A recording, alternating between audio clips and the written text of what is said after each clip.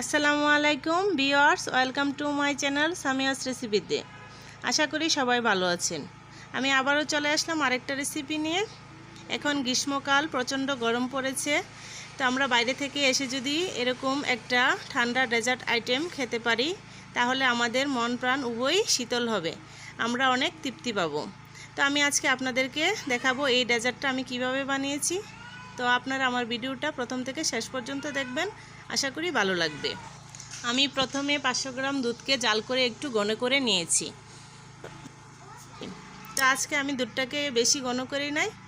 তারপর আমি এর মধ্যে দেব 1 কাপ সাবুদানা। তো সাবুদানাটা আমি আগে সিদ্ধ করে পানি ঝরিয়ে নিয়েছি।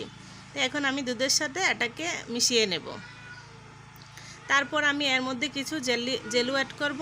তো জেলুগুলো আমি নিজেই বাসায় বানিয়ে নিয়েছি। তো এখন আমি এখানে 1 কাপ জেলু দিয়ে দেব। আমি প্রথমে অরেঞ্জ কালারটা দিয়ে দিলাম, তারপর দিয়ে দেব গ্রিন কালারটা। তো আমি দুটো জেলুই নিজে হাতে বানিয়ে নিয়েছি।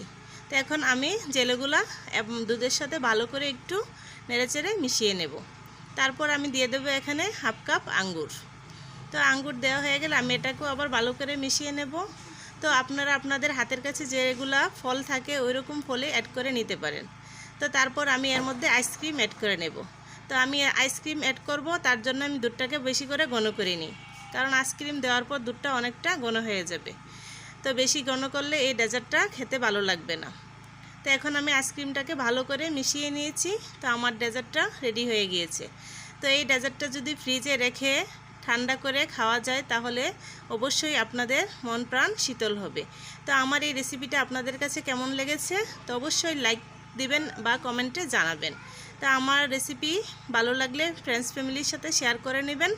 ভিডিও দেখার জন্য ধন্যবাদ সবাইকে। আল্লাহ হাফেজ।